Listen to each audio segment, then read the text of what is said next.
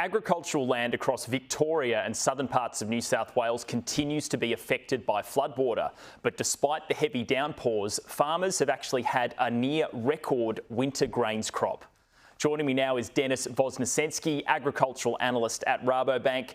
Dennis, thanks for your time today. Let's start with the floods. If you are a grain farmer and your fields get flooded, can you save that crop?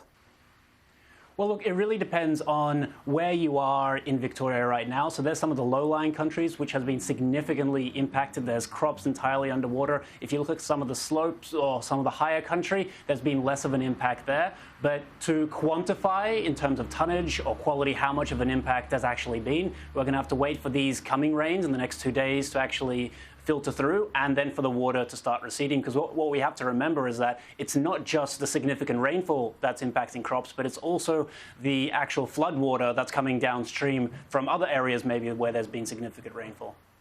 Yeah, we've had a series of floods really throughout this year across the whole east coast of Australia. How challenging has this season been for grains farmers due to those floods?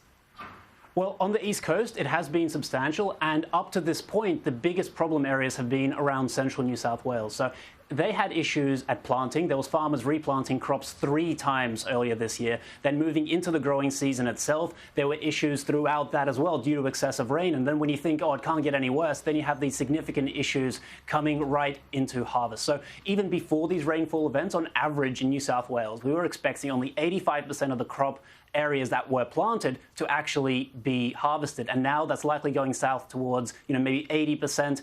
And what we have to remember is that that was average around New South Wales. You have to consider that there's areas where it was even worse. There were some areas with 75% of the crop only to be harvested. So these rains are compounding on those issues that we experienced earlier in the year. Okay, well, yeah, we've had a lot of rain, but let's also talk about some of the growing conditions this winter. I know, Rabobank, you're forecasting a near record winter grain crop. So what's also at the same time been really favourable for farmers? Yeah, look, that's right. Well, if we look at the west coast of Australia, they're expecting a record production year. You look at South Australia, also a record production year. And the real area where there's been significant improvement has been eastern South Australia and western Victoria. So if you look at places like Lameroo or Pinnaroo, where farmers were getting 1.5 tonnes to the hectare of wheat this year, getting 3, 4, even 5 tonnes to the hectare of wheat. And it's some of the best crops that they've ever seen. Also, the Eyre Peninsula, the Yorke Peninsula is looking good. And even Victoria, before these floods, we were expecting a record production year. Will these rains have a significant impact? Yes, they will. But if we compare it to something like the 3-year drought we had on the East Coast, it wasn't that long ago. This is still going to be very favourable compared to that time. And then the outlook for grain prices going forward. We know they've been pretty strong due to the war in Ukraine from February onwards, but are you expecting that strength to continue? Look, we are expecting globally for stocks to remain below average. And what that means is that higher prices. And not only are stocks below average globally, but there's a lot of risk still about supplies coming from the Black Sea, whether that's from Ukraine or from Russia. Typically, when you see stocks building, it means that, oh, there's more supplies around the world. But where are the stocks building at the moment? They're building in Ukraine, and you can't get a lot of that grain out, even though there's a grain deal now. There's still a lot of grain stock. You look at Russia, they're expecting a record production year, but their exports haven't been significant enough to get all that crop out of the country yet. And then you look at Australia, and we're in a similar position. You need a lot more export capacity, both at ports, but actually getting the grain from upcountry, so in the rural areas, to ports. And we've had too much crop to actually do that, and hence we haven't been able to get it all out of the country.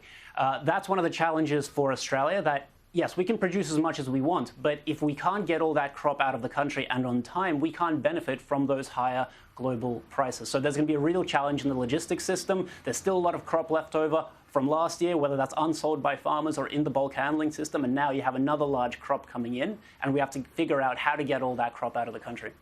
And just quickly, Dennis, how long can you actually keep a crop of grain in a silo?